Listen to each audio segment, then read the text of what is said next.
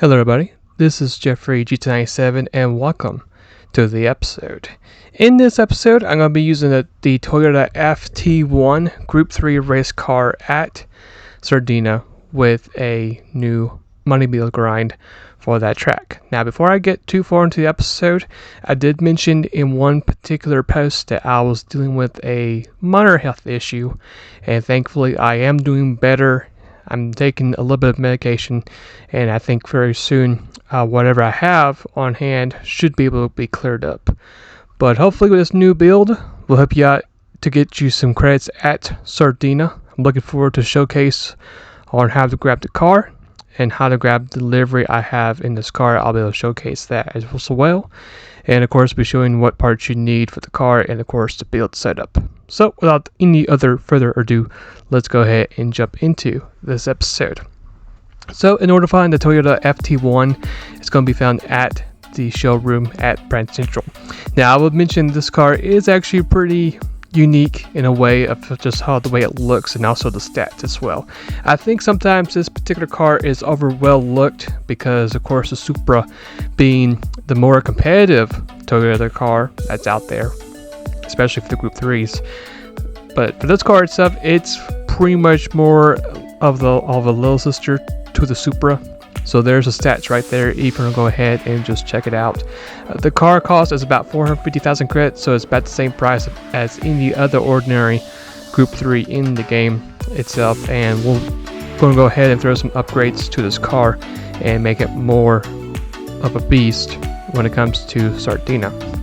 So after you grab the car, if you want to, you can just go ahead and throw in the livery, or you can just keep that one if you want to. It's just up to you. So here's the livery that I'll be using for this episode. You can go ahead and just search the hashtags you can. Now if you want to go ahead and follow me in the game, that way whenever you see my episodes in the future, save you some time from searching the liveries you can. Is basically the best way to show on how that's possible. And this is also going to show you on how to follow anyone else. So if you like individuals, liveries or fire suits, helmets, designs, decals, you can do the same thing as well. So if you follow me in the game, that's up to you. And if you do follow me in the game, I do have this livery in my newsfeed, and you can just do it through there. Here is the setup I have for this car, and I would recommend on also pausing the episode and just copying down the numbers for this car. I did the best I can to make this car actually very smooth and very easy to drive, and at the same time make sure it's also pretty quick as well. So we're going to be racing on the race mediums for the whole entire race. And for the other part of the list, you can see we have the high RPM turbocharger into the car. Make sure you have that as well, and you should be good to go. Now if you're curious on how good this car is, it is decently good, but I could already tell from the beginning of the race that it was not as quick compared to other Group 3s that we've been doing for the last couple episodes. So what I'm doing for my first lap, I'm going to be racing on map 2.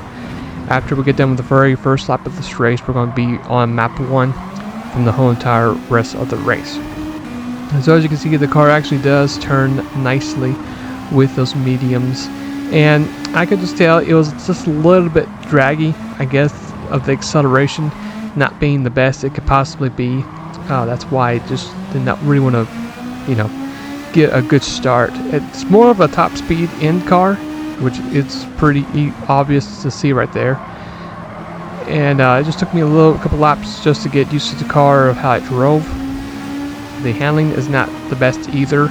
Like I did say before, I tried the best I could to make it actually feel decently good, which it does feel decently smooth, but I could just tell that the car really was not as quick compared to let's say a BRZ GT300 or the Ferrari 458 or even the Honda NSX. I just could tell that this car itself was not quite up to par between those cars.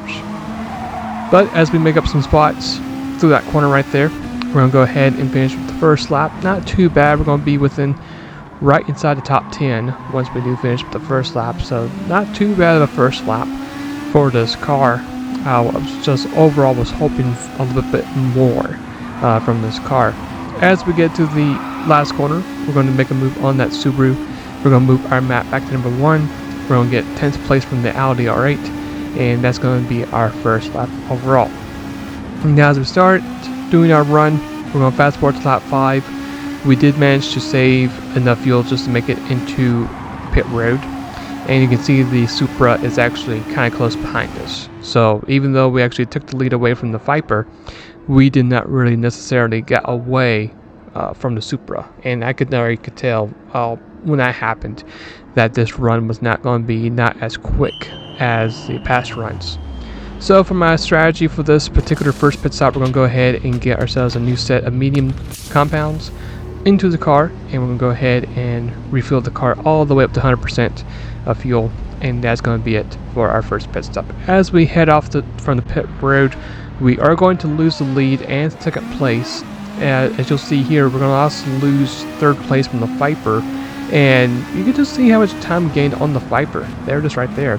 We're going to quickly try to get around it if we can. We do make a little bit of contact on that other Subaru. We're going to get ourselves a good run out of this turn right here, and we're going to send it into this upcoming corner. We do have the preferred line compared to the Viper. We're going to back off a little bit right here. We're going to make a sharp cut to the right, get back on the throttle a little bit sooner than the Viper, and then we're going to successfully get third, or what I like to say is the race lead, once everything became cycled around. As we go in pit road for lap 10, we actually did a better job of both saving tires and racing fuel. The whole method I was doing for this whole entire race after the first pit stop was basically changing gears once the RPM tracker was halfway filled. That's what I was doing. I was half shifting with the car, and it seemed to be was paying off. I could tell that the car actually had some really decently good rhythm pace overall for us doing that. So we're going to go ahead and do the same thing we did for our first pit stop, and this is going to be our last scheduled pit stop too, since we're safely have made it through with less than 5 laps to go. We're going to go ahead and refill the car all the way up to 100% of fuel, and we'll be on our way. Fast forward now to what's going to be lap 13. It's going to be our scheduled hot lap for this race, so I really encourage you guys to stay behind, watch this hot lap, see what the car can do, and then I'll see you guys when we get to the end of the race.